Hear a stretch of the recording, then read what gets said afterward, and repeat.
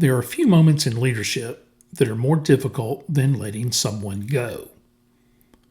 Most leaders remember the first few times they had to do it, and most of us did not handle it very well. I know I didn't. Early in my career, those conversations felt like negotiations. There were questions, there were emotions.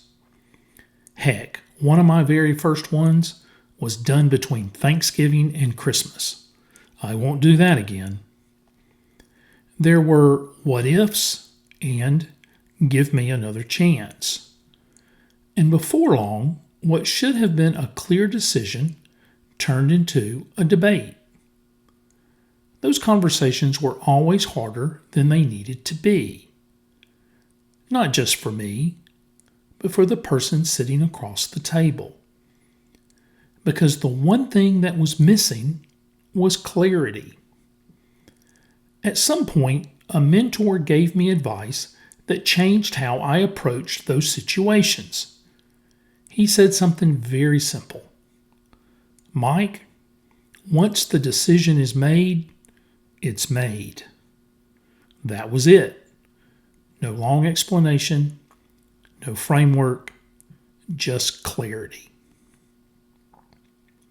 Over time, I came to understand what he meant.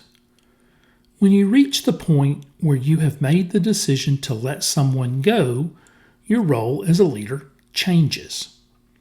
You are no longer there to evaluate. You are no longer there to debate.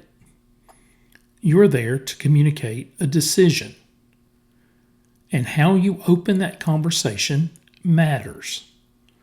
If you open it like a discussion, it will become one. If you open it with clarity, it will stay one. That is why I learned to start those conversations with a simple statement. The decision has been made.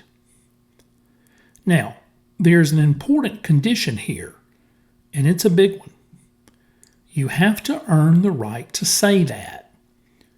You have to know that you have done your job as a leader, that you have given that person every reasonable opportunity to succeed, that you have been very clear about expectations, that you have provided feedback, that you have invested in their development. Because if you haven't done those things, then the failure is not theirs. It is yours. And I had to learn that the hard way. There were times early in my career when I hadn't done enough. I hadn't been clear enough. I hadn't developed the person the way I should have. And in those moments, the outcome was still mine. That's not the kind of lesson you get from a book. That's when you learn through experience. And most of us learn it the hard way. But if you have done those things, if you have led well, if you have given them every opportunity, and it is still not working, then the decision is already made. And at that point, clarity is not harsh. Clarity is respectful. One of the things I learned over time is that ambiguity in those moments doesn't help anyone. It creates false hope. It creates confusion. And it makes an already difficult situation even more difficult for both sides. The leader feels uncomfortable. The employee feels uncertain. And the conversation drags on longer than it should.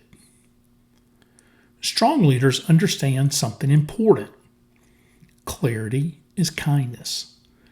Not because the outcome is easy, but because it is honest. When you are clear, people understand where they stand. They can begin to process it. They can begin to move forward. Leadership is not always comfortable. Some of the most important moments are the hardest ones. And I've said this before. If it's not gut-wrenching when you have to let someone go, then you don't have a heart. It should be difficult because you're dealing with someone's livelihood, their family, their future. But those are also the moments where leadership matters the most. The decision has been made. It is a simple statement, but it reflects something much deeper. It reflects preparation, it reflects responsibility, and it reflects the willingness to lead when clarity matters most. Leadership is built in moments like this, not in big speeches, not in presentations, but in difficult, honest conversations. One conversation at a time. That's the Chaudron Effect. Experience, perspective, leadership.